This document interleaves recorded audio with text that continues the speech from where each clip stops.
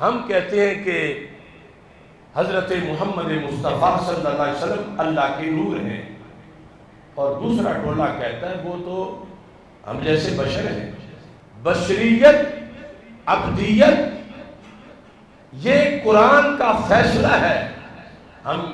سب اس پہ یقین رکھتے ہیں، آیات ہے، لیکن یہ ایسی چیز نہیں کہ ابد ہو تو پھر نور نہ ہو، بشر ہو تو پھر نور نہ ہو۔ ہم جیسے ابد مٹی کے ہیں اور بشر مٹی کے ہیں، لیکن ادھر تو فرشتوں کو بھی ابد کہا گیا، قرآن میں فرشتوں کو بھی بشر کہا گیا، اور فرشتے تو نور کے ہیں۔ اب عام طور پر لفظ ابد یا بشر پڑھ کر یہ کچھ لوگوں کی سوچ ہوتی ہے، لو جی لفظ ابد مل گیا ہے تو ابد تو وہ بھی ابد ہم بھی ابد، لفظ بشر مل گیا ہے ہم بھی بشر وہ بھی بشر، تو معاذاللہ معاملہ ایک جیسا ہی ہے۔ اللہ نے اپنے ازلی کلام میں، چونکہ وہ علیم بذات الصدور ہے، اسے پتا تھا کہ اس وجہ سے کچھ لوگوں میں گمراہی پھیلے گی، تو خالق کائنات جل جلالہ نے اس موقع پر لفظ ہی وہ استعمال کیا، سبحان الذی اسریٰ بعبدہ،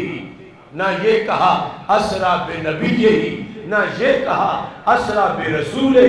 نہ یہ کہا اسریٰ بمحمد، نہ یہ کہا اسریٰ باحمد۔ رب ذوالجلال نے اسریٰ بعبدہ کہہ کر واضح کیا، لوگو لفظ ابد سے تمہیں مغالطہ نہیں لگنا چاہیے، تم بھی ابد ہو، یہ بھی ابد ہے، مگر فرق اتنا ہے تمہاری ابدیت گلیوں میں چکر لگاتی ہے اور ان کی ابدیت سر عرش جا بیٹھتی ہے۔ اور یہ سدرہ پر جبریل اعلان کر رہے ہیں کہ یہ ابد ہی بے مثل نہیں، یہ تو نور بھی بے مثل ہے۔ جب کہتے ہیں لو دنوت انملۃ لاحترقت، تو اگر ایک پوٹا ایک بورا بھی میں آگے گیا تو اللہ کے انوار کی شدت سے میں جل جاؤں گا۔ تو سرکار دو عالم صلی اللہ علیہ وسلم کے بارے میں اگر ان کا یہ عقیدہ ہوتا کہ ان کا نور میرے نور جیسے ہی ہے تو کہتے نہ میں جا سکتا ہوں نہ آگے آپ جا سکتے ہیں، لیکن جبریل کہتے میں نہیں جا سکتا، آگے رستے آپ ہی کے لیے ہیں۔ اور سرکار دو عالم صلی اللہ علیہ وسلم یہ نہیں فرماتے کہ جبریل تم نہیں جا رہے تو میں کیسے جاؤں، میرے نور کو بھی پھر خطرہ ہے، تجھے خطرہ ہے تو مجھے بھی خطرہ ہے۔ سرکار فرماتے حل لک من حاجہ، جبریل بتاؤ تمہارا کوئی کام ہے تو وہ بھی کرا کے میں آؤں گا۔ اور پھر جب واپس آئے تو جبریل علیہ السلام کہہ رہے تھے میں جل جاؤں گا، اور سرکار جب کروڑ جلوے اپنے پیکر پر وصول کر کے واپس لوٹے تو بدن رسول علیہ السلام تو اپنی جگہ، سر پہ امامہ بھی سلامت رہا، بدن پہ جبہ بھی سلامت رہا۔ ابدیت کو معراج کرا کے رب ذوالجلال نے فرمایا جن کی ابدیت اس پائے کی ہو ان کی نبوت اور رسالت کا درجہ کیا ہوگا۔ یعنی جو آج کچھ لوگ آ کے سہارا لیتے ہیں، کہتے ہیں کہ ہم جو ان کو کہتے ہیں نا ہماری جیسے ہمارے جیسے ہیں،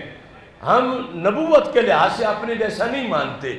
نبوت میں تو ان پہ وحی اترتی تھی، ہم پہ نہیں اترتی، وہ نبی تھے ہم نبی نہیں، تو اس لحاظ سے ہم بھی ان کو بے مثل کہتے ہیں، لیکن ان کا بھی جسم ہمارا بھی جسم، ان کے بھی دو ہاتھ ہمارے بھی دو ہاتھ، وہ بھی عبد ہم بھی عبد، وہ بھی بشر ہم بھی بشر، اس لحاظ سے معاذ اللہ ہم ان کو اپنے جیسا کہتے ہیں۔ تو رب ذوالجلال نے اسی وجہ سے ہی لفظ عبد استعمال کیا، سبحان الذی اسریٰ بعبدہ بلا تشبیہ و تمثیل۔ ایک وہ انسان جو پی ایچ ڈی کی ڈگری رکھتا ہے لیکن اس کو کوئی منصب ایسے کے لیول پر دیا جا رہا ہے، اس کا مطلب یہ ہوتا ہے کہ یہ تو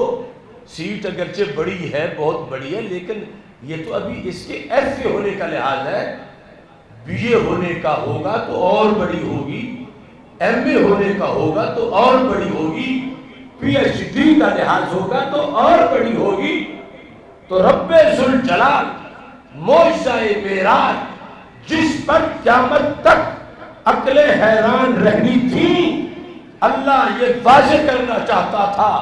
وَلَلْآخِرَةُ خَيْرٌ لَكَ مِنَ الْأُولَىٰ، کہ اسے سن کر کوئی یہ نہ سمجھے کہ جو رب نے دینا تھا انہیں دے دیا اور بات ختم ہو گئی۔ فرمایا یہ تو ان کی عبدیت کا اعزاز ہے، جن کی عبدیت کو یوں نوازا جائے کہ عرش پہ لایا جائے، ان کی نبوت کا اعزاز کیا ہوگا اور رسالت کا اعزاز کیا ہوگا۔ لہذا محض فرق ہی عبدیت کا واضح کر دیا کہ یہ وہ عبدیت ہے کہ جو کروڑہ جلوے اس پہ پڑے پھر بھی اسے خراش بھی نہیں آتا، اور ادھر دور پہ ایک جلوہ گرے جالہو دکا، اس کو ریزہ ریزہ کر دے، یہ قرآن کہتا ہے۔ حالانکہ طور عرش پہ نہیں گیا تھا، نہ عرش طور پہ آیا تھا، ایک جلوہ وہاں سے چلا اور طور پہ پہنچا، اس کو بھی طور پہاڑ اپنے پہاڑ ہونے کے باوجود، شدت اور سختی کے باوجود برداشت نہ کر سکا، اور ادھر سے سرکار خود طور پہ پہنچے، خود عرش پہ پہنچے، اور کعبہ قوسین کی ان وسعتوں کے اندر رب ذوالجلال کا جا کر دیدار کیا۔ ما زاغ البصر وما طغى، اس حد تک ٹکٹکی لگا کے عین ذات کو دیکھتے رہے، طور ریزہ ریزہ ہو گیا، حضور جا کے پاس بھی مسکرا رہے ہیں، اور رب فرما رہے ہیں اسرا بعبدہ، یہ کروڑہ جلووں کے آگے جو مسکراہٹ ہے یہ عبدیت کی ہے، تو ان کی عبدیت کو اپنے جیسا مت سمجھنا۔ طور کا معاملہ اور ہے، حضور کا معاملہ اور ہے۔